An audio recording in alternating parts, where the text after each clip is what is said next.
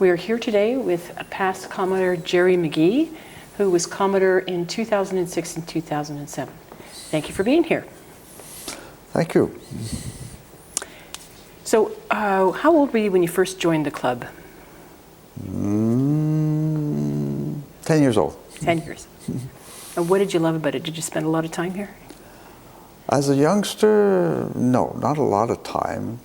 Most of the time was spent filling up the gas tank for our water ski boat, and we water skied off of El Bouchard, which is just down here. We called it Bushy Island, and we spent a lot of gas money doing that.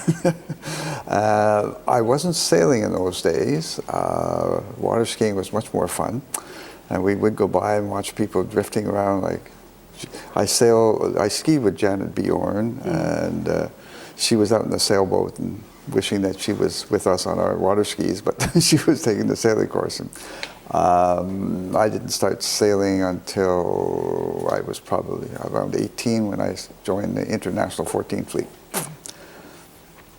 And how long did you sail for? I've been racing sailboats first as crew in 14 and on our own boats until 3 years ago, when I sold the sailboat, and we raced it every year since 18. Did you get to sail internationally? Is that local regattas? It's all mostly local regattas. We sailed internationally in international 14s, but it's hard to get off this lake with keel boats. Yes, it is. Yeah, so that's one of the reasons I have a powerboat, actually.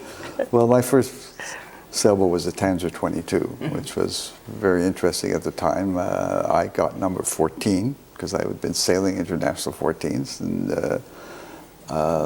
I guess sailing got into my skin through osmosis or something, because we started winning races as soon as we got that boat in Tanzer 22s. Then we bought a CNC 27. And in Lake Champlain, we got passed by a 29 as if we were standing still. So that was my next boat, a CNC 29, which was supposed to be for 5 years, but lasted a lot longer. Did you take family out with you on your sailing expeditions? Oh, we did sailing expeditions to the Thousand Islands for, I guess, until the kids were teenagers, and then there was no more interest in doing that. And my wife and I continued probably for 20 some odd years going to the Thousand Islands. And then we traded in, when the kids were at certain ages, we went to Cape Cod and places like that, on the beaches. And then now we are on our trawler, and we do the Rideau Canal as a wonderful adventure. That's an amazing adventure. That's like a UNESCO heritage site. It's so spectacular. It is spectacular, and Parks Canada do a wonderful job with it. They maintain the locks and the lock houses and the lock grounds very well, considering that their budgets get cut every year. They are excellent people to deal with. They help you no matter what size boat or what you do. They're always there to help you going through the locks. They're very helpful in finding you a spot to stay in the night. If that lock is full, they'll phone other locks and talk to lock masters until they have 3 spots for you, etc., etc. You know, it's a great place to go, and every year we find new things to do and new things to see. Wonderful. Yeah, I love the Rideau myself. It's beautiful. Okay, we've covered all the prehistory. So when did you first start participating in the club as on the executive or in volunteer roles? I think initially it was forced upon me. At one point, I was thinking of leaving the club, and Harold Mueller was quite upset with that, or aghast. Well, you can't do that. Anyway, so he got me on the executive, and David Nancaro was the Commodore at that time, and I'm not sure exactly what year it was. But I was put on the House Committee, And I did that for a few years, and then I was also on the sailing committee for a bunch of years. And then in '93, I was approached to become the chairman. The chairman, the finance officer, or the treasurer. The treasurer of the club. Mm-hmm. I didn't want to do it, and I refused initially. And then Yvan Simard came to visit me at home and asked me why I didn't want to do it. And I had known the prior year they lost $80,000. Ouch. And I said, under these conditions, I will do it, but only under that. And those conditions were met, and I became treasurer, and David Fleet became the manager. And that was the end of the deficits for many years. We were able to, I don't take half the credit. I would say 70% of it is due to David Fleet. Mm-hmm. He was the assistant manager at the time. It was very hard for him to be assistant manager, but he knew what was going on, and there were things that were just absolutely ridiculous, and we changed things in a hurry and got the club back to where it should be. There's still challenges, and there always will be, but it was an interesting 6 years, mm-hmm. for sure. In those years, what events or sort of like challenges did you participate in that you found very, very rewarding? I would probably, before I was the treasurer, there was an event that happened here that really kind of changed my whole perspective of working at the club and working for the club. And that was the year, 2 years in a row, 1988 and 89, we had 88 the Canadian Youth Sailing Championships, and in 89 the World Youth Sailing Championships. They were a humongous undertaking. When you have countries from all over the world coming, you have to be well prepared. So the Canadian Championship was kind of like a precursor of what was happening.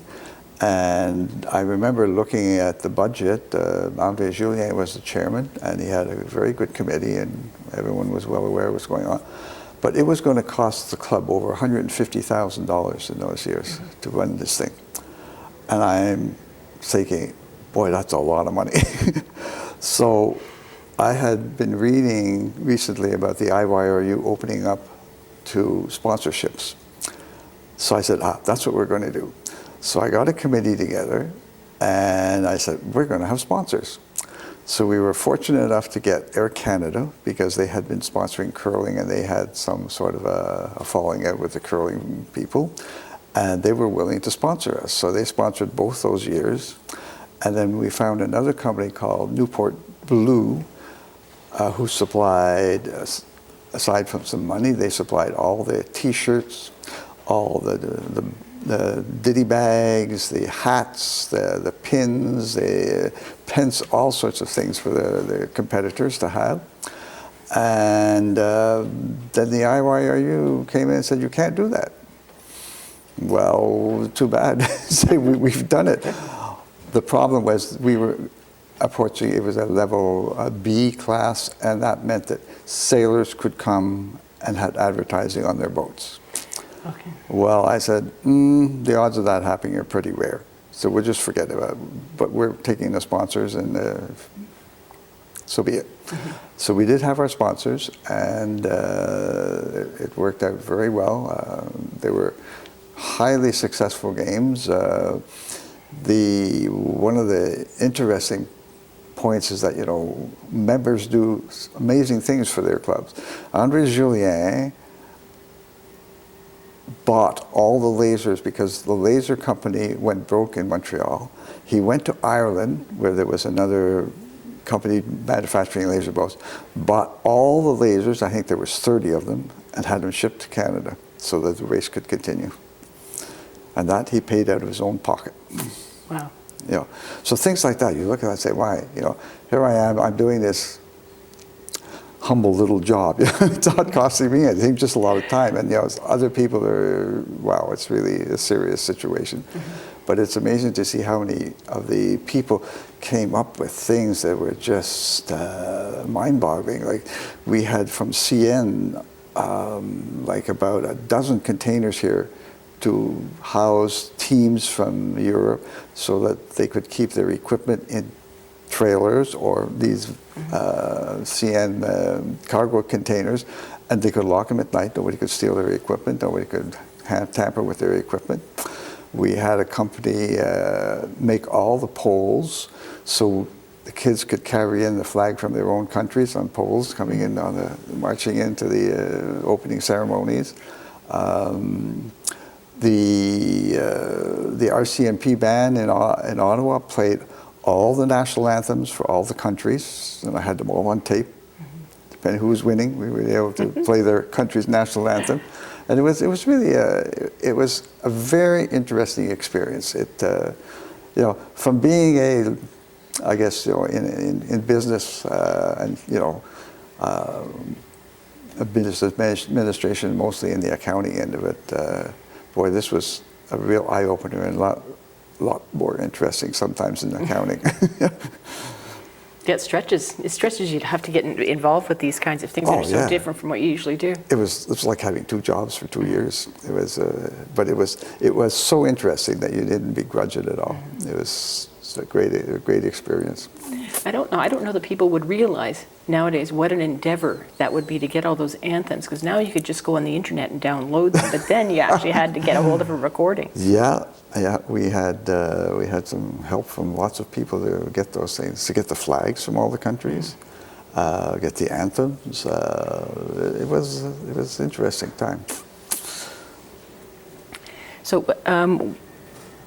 what was, when you first became Commodore, is there anything that stands out? Was there any particular challenges that you were facing?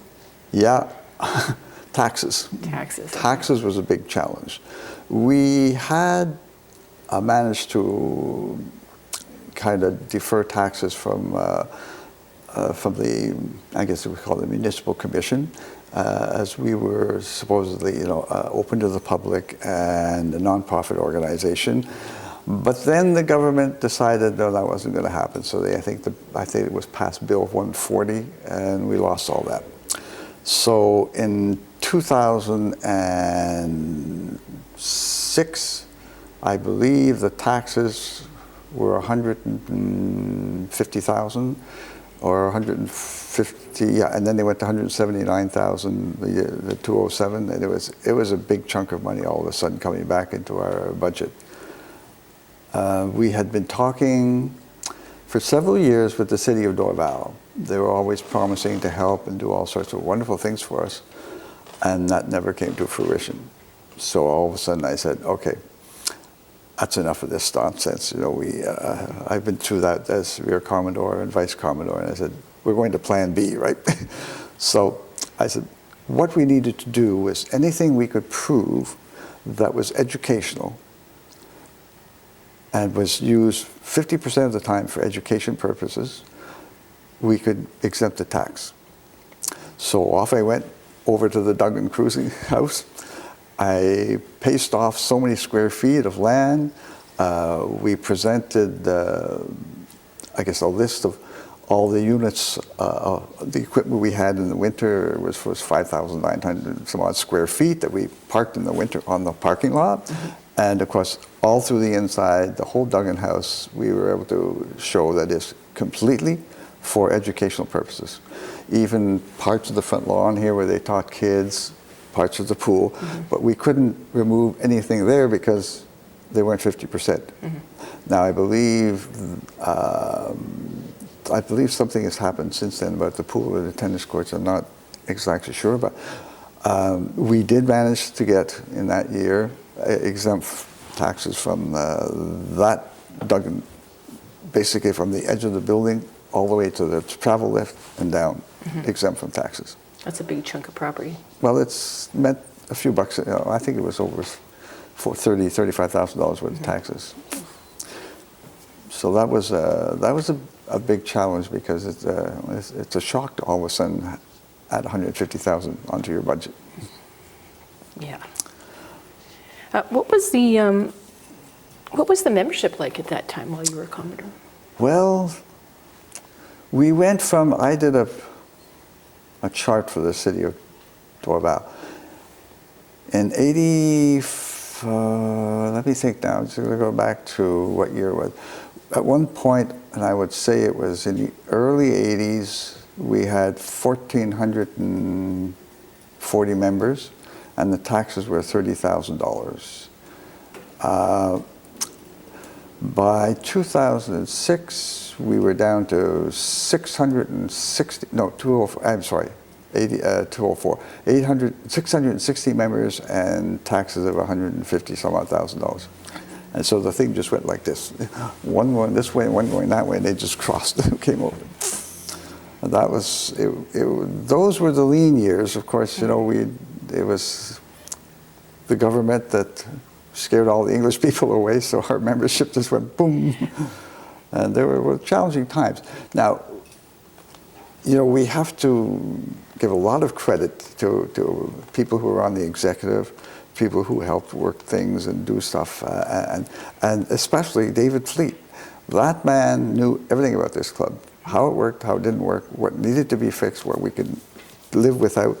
And we managed to, I think in 1 year, I can't remember, I think it was 2005, we managed to increase revenue by 4.3, but we reduced costs by 3.8%.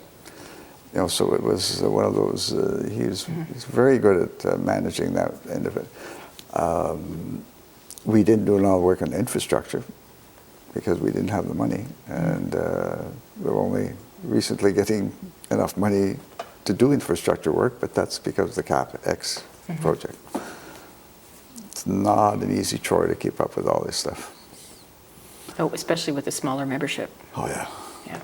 And it's tough. There's a lot of competition out there.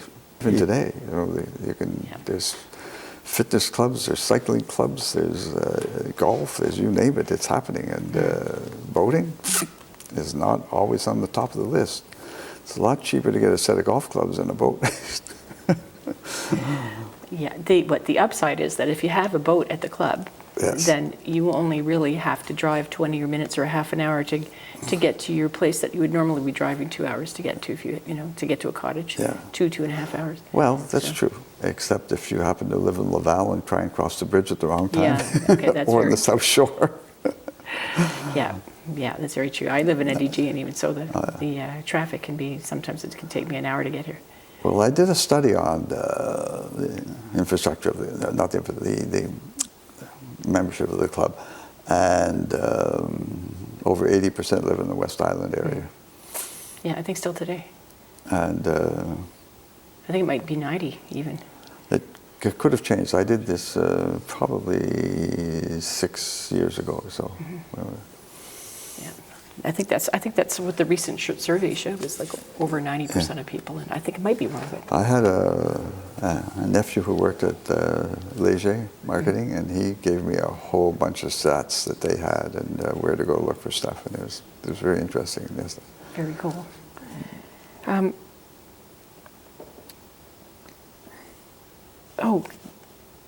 Looking back, what would you have done differently? Was there anything you would have done differently, or more of? No, not really. I think I had a large concern about, you know, being the head of a yacht club kind of thing, you know. And then when I really thought about it, it's not that daunting, because really, as Commodore, you're really kind of the chairman of the board. Mm-hmm. You have 60 other people with you to make decisions. And that's what we're supposed to be doing on an executive committee, making decisions. Committees work out the problems, come up with a solution, and we vote on yes or no, or go back to the committee. And that's a lot easier to cope with than having all the weight of the whole world on your shoulders. Mm-hmm. I think I had very, very good people with me, and I have no regrets about it at all. And I don't recall anything I would have done differently. There were some amusing things, but you know, they always have the ups and downs, but you know, I guess it's supporting a club that you've been at for a long time and you want to see going for a long time. I don't believe that if you want to be Commodore for self-gratification, that's not what you really want to have in your place. You know, you want somebody who, yeah, I'm doing this because of the club. Because you love the club. Yeah, and that's right. You know, you want to keep it going, and it's been going for many years. Because there's a lot of good people involved, and it's important to keep that thing going. Okay. One of the things that I'm quite proud of is our adult sailing. It began with a young lady at work who told me that she and her friend wanted to learn how to sail. So I referred them to the Duggan sailing course at the yacht club. 2 weeks later, I checked on them and asked how it was going. They said they would never sail again. Their experience had been a couple of nights on land learning about sails and boats, and then they were thrown into JY-15, shoved into the harbor on a kind of a windy evening, and they spent the night bashing into docks and boats and dumping, and that was it. That was their sailing experience, never to be done again. So I thought about this and said, there has to be a better way. I believe strongly that putting adults in dinghies is not the way to go. So in keel boats, we would do it. I arranged to get 11 boats from our club. All were experienced sailors and racers. They donated their boats and their time. What we would do is we would put 4 people per boat. We had 6 weeks, 2 nights a week, and they were broken into teams of 4 teams, 4 people per boat. They would go out and we all taught the same thing. We would do a windward, a reach, a jibe, a downwind, and then we would change. So the person who was on the wheel or the tiller would change with another student, and we would rotate from tiller wheel to winching, then tailing, and then handling the main. This worked very well. We spent our evenings on the water. We based our course on the CYA's Cruising Guide, which is an excellent book if you ever need to get something referring to sailing. There's so much into sailing. This book covered everything from all parts of the boat to sail trim to buoys, navigation, hypothermia, you name it, it was in there. Man overboard. It was an excellent book. We did not feed them this book. They were to read 3 chapters every week. If they had questions, they would ask us and we could answer them. But the nights they were here, they were on the water, unless it was a thunderstorm coming, and then we would do something else. We would either do docking or anchoring. This course lasted 13 years. It was very successful. We had at least, most of the time, 16 students, sometimes 12. But we put through 179 students, and I think we raised, the club made about $60,000 because there was no cost involved. It was all pure profit. The students learned how to sail in that 6 weeks, and at the last night they had an exam based on the book, they had questions at the end of every chapter, and we used that. At the end of the course, we gave them a little certificate, which was not a CYA accredited certificate, but at least I know one chap was in the phone, no, actually he texted me from San Francisco with his little certificate from the Royal St. Lawrence Yacht Club saying that he performed our course, and he was able to charter a J30, and he thought that it was really great. The course really did well for 13 years until the government decided that they needed to do something about recreational, I guess, training of sailors. They put in a law which I think was based on the high seas, because we were required to tow a steel-hulled dinghy beside our boat for safety measures. We had all sorts of rules and regulations, and it just killed all these great sailing schools in Canada. So we did find the little loophole that said, if you had your own boat, you could hire a skipper and not be subject to all these rules. And that's how the Sharks came into being. When the student registered for our course in the club now, they become an interim member for the duration of that course. Therefore, those Sharks are their boats, and therefore they're allowed to hire students, instructors to teach them. That sailing course is in a different form today. It's still continued, and it's what we need to promote sailing and boating. You know, there's so many other sports that are conflicting or more attractive in a way. Golf, you name it, it's huge out there. Well, I think we've covered everything. Thank you very much. You're very welcome. Thank you for taking the time to talk with me.